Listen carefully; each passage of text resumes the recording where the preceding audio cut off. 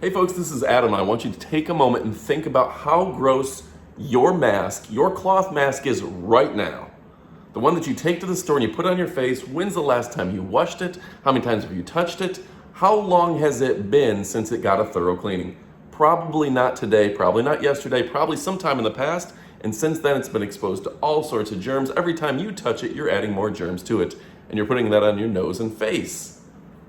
Now think about the idea of disposable masks. What if every day or every time you did something gross, every time you went into a store or whatever, you grabbed yourself a new mask?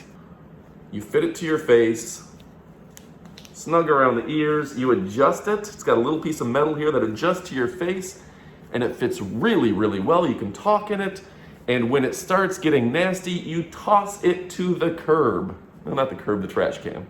But you get the idea. Triple ply, this is the stuff that medical professionals have been using in surgery for years.